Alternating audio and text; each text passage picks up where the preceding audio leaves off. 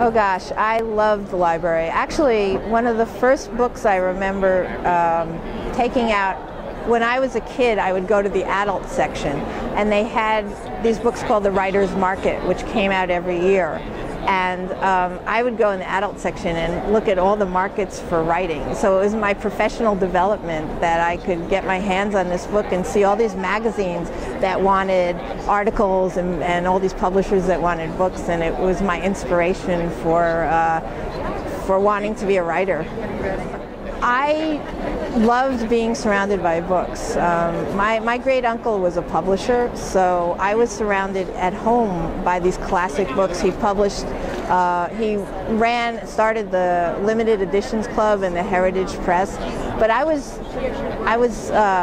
surrounded by classics, and I wanted more timely books. So I went to the library and found, I always read nonfiction. I remember there was a book that Mel Torme wrote about hanging out with Judy Garland, something about Judy Garland on the Dawn Patrol, and I found all these nonfiction books that, I don't know, fulfilled some curiosity in me and led to me being a nonfiction writer, I guess.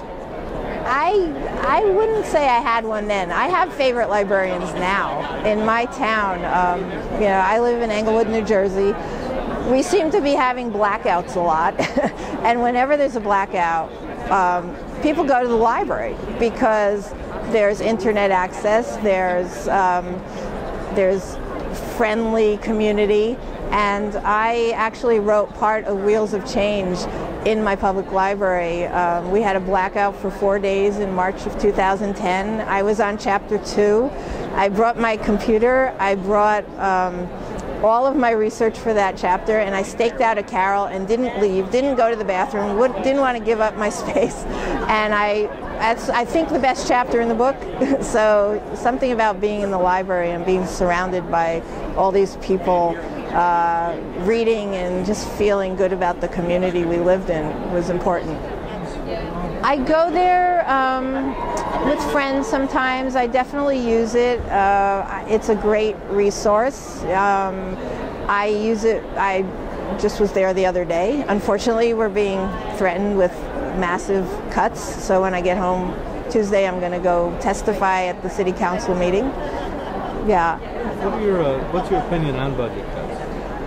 Gosh, when you see what happens during a time of crisis like a blackout, and you see that the library is really the only meeting place and the only place where people who need to get online and need to keep up their lives, can go to. We don't have really an auditorium or a community center. The library is a community center, so I think it's so important to keep libraries going and going strong, and those are the people who really have their fingers on the pulse of what's going on in the community. And I don't have that much to do with I don't have kids in school, so I don't know what's going on necessarily in schools, but I go to the library to know what's up in my town.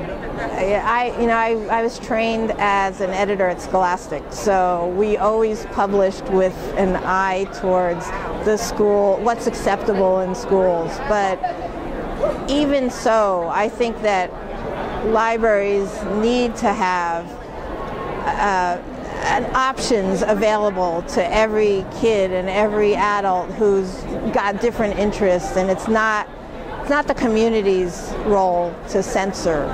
It's the parent for their kid maybe, or you self-censor. You don't cut off the hand to spite the whatever. That's not a good analogy. But you don't make decisions for people. You let people make their own decisions. Project. Well, the one I'm here talking about is Wheels of Change, which is about the impact of the bicycle on America and on women in particularly at the turn of the 20th century. I'm also working on I'm working on a picture book about roller derby in the 1940s and the symbiosis between the beginning of the television age and the popularity of roller derby. So what is fascinating about roller derby? oh my God, I love roller derby because it was one of the first sports where women competed equally with men. You know, it was a 2-hour competition and 15 minutes at a time. First the women would compete, then the men, and there are some characters. It was the 40s when Americans were